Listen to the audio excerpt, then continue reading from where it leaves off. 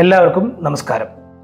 കർക്കിടക മാസമായാൽ സാധാരണ ആയുർവേദവുമായി ബന്ധപ്പെട്ട് നമ്മൾ കേൾക്കുന്ന രണ്ട് പ്രധാനപ്പെട്ട വാക്കുകളാണ് കർക്കിടക ചികിത്സ, കർക്കിടക കഞ്ഞി എന്നിവ. ശാസ്ത്രീയതയ്ക്ക് വളരെയധികം പ്രാധാന്യമുള്ള ഈ ഒരു കാലഘട്ടത്തിൽ ഈ വിഷയത്തെക്കുറിച്ച് ഒരുപാട് മിഥ്യാധാരണകൾ സമൂഹത്തിൽ നിലനിൽക്കുന്നുണ്ട്.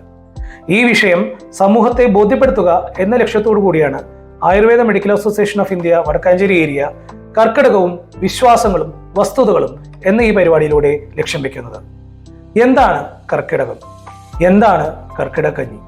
എന്താണ് കർക്കിടക ചികിത്സ? നമുക്ക് പരിശോധിക്കാം. കർക്കിടകം, വിശ്വാസങ്ങളും വസ്തുതകളും എന്ന പരിപാടിയിലേക്ക് എല്ലാവർക്കും സ്വാഗതം. കർക്കിടക മാസമായാൽ സാധാരണ ആയുർവേദവുമായി ബന്ധപ്പെട്ട് നമ്മൾ കേൾക്കുന്ന രണ്ട് പ്രധാനപ്പെട്ട വാക്കുകളാണ് കർക്കിടക ചികിത്സ, കർക്കിടക കഞ്ഞി എന്നിവ. ശാസ്ത്രീയതയ്ക്ക് വളരെയധികം പ്രാധാന്യമുള്ള ഈ കാലഘട്ടത്തിൽ ഈ രണ്ട് കാര്യങ്ങളെക്കുറിച്ചും ഒരുപാട് മിഥ്യാധാരണകൾ സമൂഹത്തിൽ നിലനിൽക്കുന്നുണ്ട്. എന്താണ് കർക്കിടകം? എന്തിനാണ് കർക്കിടക ചികിത്സ? എന്തിനാണ് കർക്കിടക കഞ്ഞി സേവിക്കുന്നത്? നമുക്ക് പരിശോധിക്കാം. എന്താണ് കർക്കിടകം? പുരാതന ഭാരതീയ ജ്യോതിശാസ്ത്ര പ്രകാരം ആകാശത്തെ 12 രാശികളായി വിഭജിച്ചിരുന്നു. അതിൽ ഓരോ രാശികളിലും പ്രത്യക്ഷപ്പെടുന്ന നക്ഷത്രങ്ങളുടെ ആകൃതിക്കനുസരിച്ച് അവയ്ക്ക് ഓരോ പേരുകളും നൽകിയിരുന്നു. ഉദാഹരണത്തിന്, സിംഹത്തിന്റെ ആകൃതിയിലുള്ള നക്ഷത്രക്കൂട്ടങ്ങൾ പ്രത്യക്ഷപ്പെടുന്ന രാശിയെ ചിങ്ങമാസം എന്നും, വൃശ്ചിക അഥവാ തേളിന്റെ ആകൃതിയിലുള്ള നക്ഷത്രക്കൂട്ടങ്ങൾ പ്രത്യക്ഷപ്പെടുന്ന രാശിയെ വൃശ്ചിക മാസം എന്നും പേര് നൽകിയിരുന്നു. അതുപോലെ ഓരോ രാശിയിലുമുള്ള നക്ഷത്രക്കൂട്ടങ്ങളുടെ ആകൃതിക്കനുസരിച്ച് അവയ്ക്കെല്ലാം പേരുകൾ നൽകപ്പെട്ടു. അങ്ങനെ കർക്കട അഥവാ ഞണ്ടിന്റെ ആകൃതിയിലുള്ള നക്ഷത്രക്കൂട്ടങ്ങൾ പ്രത്യക്ഷപ്പെടുന്ന രാശിയെയാണ് കർക്കിടക മാസം എന്ന് പേര് നൽകി വിളിക്കുന്നത്. ഈ 12 മാസങ്ങളിൽ ഈ 2 മാസങ്ങൾ ചേർത്ത് 6 ഋതുക്കൾ സൃഷ്ടിക്കപ്പെട്ടു.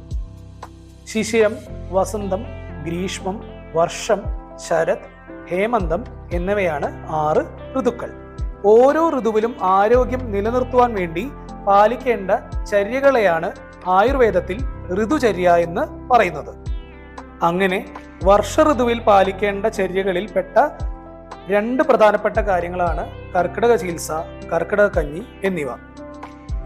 എന്താണ് കർക്കിടകത്തിൽ സംഭവിക്കുന്നത്? പുറമെയാണെങ്കിൽ നല്ല തണുപ്പ്, അന്തരീക്ഷത്തിലാണെങ്കിൽ ഉയർന്ന ഈർപ്പം, വ്യായാമമാണെങ്കിൽ ചെയ്യാൻ പറ്റാത്ത സാഹചര്യം, ഇവയെല്ലാം കൊണ്ട് ശരീരം പൊതുവിൽ തണുത്തിരിക്കുന്ന അവസ്ഥയാണ്. ശരീരത്തിലെ ഈ തണുപ്പ് ക്രമീകരിക്കുവാൻ ദഹന വ്യവസ്ഥയിലെ രക്തക്കുഴലുകൾ ചർമ്മത്തിലേക്ക് രക്തം തിരിച്ചുവിടുന്നു. അതുമൂലം ദഹനനാളത്തിലെ രക്തചംക്രമണത്തിൽ കുറവ് വരികയും വേണ്ടത്ര അളവിൽ ദഹനരസം ഉൽപ്പാദിപ്പിക്കുവാൻ കഴിയാതെ വരികയും ചെയ്യുന്നു. അത്തരം അവസ്ഥകളിൽ ദഹനം ഉത്തേജിപ്പിക്കുന്നതിന് വേണ്ടിയാണ് നാം കർക്കിടക കഞ്ഞി ഉപയോഗിക്കുന്നത്. എന്നാൽ ഇതിലുപയോഗിക്കുന്ന മരുന്നും അവയുടെ അളവും എല്ലാവർക്കും ഒരുപോലെ അല്ല വേണ്ടത് എന്നാണ് ആദ്യം നമ്മൾ മനസ്സിലാക്കേണ്ടത്. കാരണം ദഹനം 4 വിധമാണ്. ഒന്ന്, സമാഗ്നി. സാമാന്യം 4 മുതൽ 6 മണിക്കൂറിനുള്ളിൽ നമ്മൾ കഴിച്ച ഭക്ഷണം നല്ലപോലെ ദഹിച്ച് ഉദ്ഗാരശുദ്ധി ഉണ്ടാകുന്ന അവസ്ഥ. 2, തീക്ഷ്ണാഗ്നി. കഴിച്ച ഭക്ഷണം 1 മുതൽ 2 മണിക്കൂറുകൾക്കുള്ളിൽ തന്നെ ദഹിച്ചു കഴിയുന്ന അവസ്ഥ. 3, മന്ദാഗ്നി. കഴിച്ച ഭക്ഷണം ദഹിക്കാൻ 7 മുതൽ 8 മണിക്കൂർ എടുക്കുന്ന അവസ്ഥ. 4, വിഷമാഗ്നി. കഴിച്ച ഭക്ഷണം ദഹിക്കുവാൻ ഒരു വ്യവസ്ഥയുമില്ലാത്ത അവസ്ഥ. ഇതിൽ ഓരോരുത്തർക്കും അവരവരുടെ ദഹനത്തിന്റെ അവസ്ഥ വെച്ച് വേണം കഞ്ഞി ഉണ്ടാക്കുമ്പോൾ മരുന്ന് ചേർക്കുവാൻ. ഉദാഹരണത്തിന്, ദഹനശക്തി കൂടുതലുള്ള അവസ്ഥയിൽ കൂടുതൽ ഉഷ്ണവീര്യമുള്ള മരുന്നുകൾ ചേർക്കുകയോ മരുന്നിന്റെ അളവ് കൂടുകയോ ചെയ്താൽ നമുക്ക് വയറ് വന്ന് വീർക്കുക, പുളിച്ചു തികട്ടുക എന്നീ ബുദ്ധിമുട്ടുകൾ ഉണ്ടാകാൻ സാധ്യത കൂടുതലാണ്. അതുപോലെ തന്നെ ദഹനം തീരെ കുറവുള്ളവരിൽ മരുന്നിന്റെ അളവ് കുറഞ്ഞാലും നമ്മൾ പ്രതീക്ഷിക്കുന്ന ഗുണം ലഭിക്കുകയില്ല. അതുകൊണ്ടാണ് ദഹനശക്തി കുറവുള്ളവരിൽ ചുക്ക്, വെളുത്തുള്ളി, കുരുമുളക്, ദശമൂലങ്ങൾ, ഉലുവ മുതലായ ഉഷ്ണവീര്യമുള്ള മരുന്നുകൾ കൂടുതൽ ഇടുന്നത്. അതുപോലെ തന്നെ ദഹനശക്തി കൂടുതലുള്ളവർക്ക് അത് ശമിപ്പിക്കുവാൻ വേണ്ടിയാണ് പത്തിലകളിൽ ശീതവീര്യമുള്ള കുമ്പളത്തിന്റെ ഇല, ചീര, മത്തനില മുതലായവ ചേർക്കുന്നത്. ദശപുഷ്പങ്ങളും നമ്മൾ കഞ്ഞിയിൽ വിഷഹര ഗുണങ്ങൾക്കായി ചേർക്കാറുണ്ട്.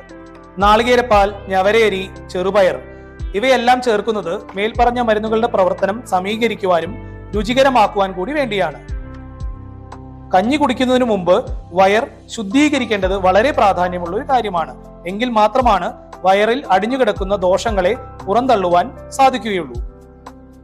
അതുകൊണ്ട് തന്നെ ഒരു ആയുർവേദ ഡോക്ടറുടെ നിർദ്ദേശം ഉൾക്കൊണ്ട് ശരീരം ശുദ്ധിയാക്കിയ ശേഷം മരുന്ന് കഞ്ഞി വേണ്ട അളവിൽ നിർദ്ദേശിക്കുന്ന ദിവസത്തേക്ക് സേവിക്കുന്നതായിരിക്കും ഉത്തമം. ഇനി നമുക്ക് എന്താണ് കർക്കിടക ചികിത്സ എന്ന് നോക്കാം. ഉഷ്ണകാലത്തെ ശോഷണം മൂലവും മഴക്കാലത്തെ തണുപ്പ് കാരണവും കർക്കിടകത്തിൽ വാതദോഷം കോപിക്കുകയും അതുമൂലം സന്ധികളിലും പേശികളിലും വേദനയും നീർക്കെട്ടും അനുഭവപ്പെടാനുള്ള സാധ്യത വളരെ കൂടുതലാണ്. വാദപ്രകൃതി ആയവർക്കും വാതരോഗങ്ങൾ ഉള്ളവർക്കും അതുകൊണ്ട് തന്നെ ഈ മാസത്തിൽ ബുദ്ധിമുട്ടുകൾ കൂടുതലായി അനുഭവപ്പെടാറുണ്ട്. അതുകൊണ്ടാണ് കർക്കിടക മാസത്തിൽ എണ്ണയും ചൂടും കലർന്ന ചികിത്സകൾ ചെയ്യാൻ നിർദ്ദേശിക്കുന്നത്. ഓരോ വ്യക്തിയുടെയും അവസ്ഥ അനുസരിച്ച് വൈദ്യനിർദ്ദേശപ്രകാരം ഉഴിച്ചിൽ, ധാന്യാമ്ലം പോലെയുള്ള ധാരകൾ, വിവിധ തരം കിഴികൾ, വസ്തികൾ എന്നിവയെല്ലാം ചെയ്യാവുന്നതാണ്. അങ്ങനെ നമുക്ക് നമ്മുടെ ശരീരത്തെ അകത്തുനിന്നും പുറത്തുനിന്നും ശുദ്ധീകരിക്കുവാൻ സാധിക്കുകയും ചെയ്യും. ഒപ്പം നമ്മുടെ രോഗപ്രതിരോധ ശേഷി വർദ്ധിപ്പിക്കുകയും നല്ല ആരോഗ്യത്തോടു കൂടി മുന്നോട്ടു പോകുവാൻ നമ്മെ സഹായിക്കുകയും ചെയ്യും.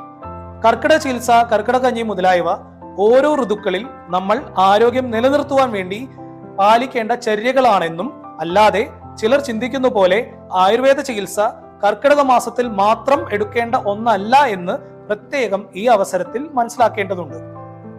കർക്കിടകം രോഗങ്ങളുടെ മാസമല്ല, മറിച്ച് ആരോഗ്യം വീണ്ടെടുക്കാനുള്ള അവസരങ്ങളുടെ മാസമാണ്.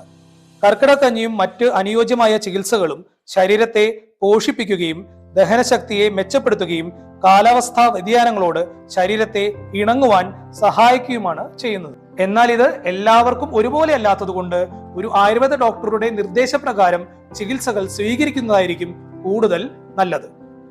ആഹാരം പോഷകങ്ങൾ മാത്രമല്ല എന്നും ഋതുഭേദങ്ങൾക്കനുസരിച്ച് ഉപയോഗിച്ചാൽ ഔഷധം തന്നെയാണ് എന്ന് നമുക്ക് ഇതിൽ നിന്ന് മനസ്സിലാക്കാം. നന്ദി, നമസ്കാരം.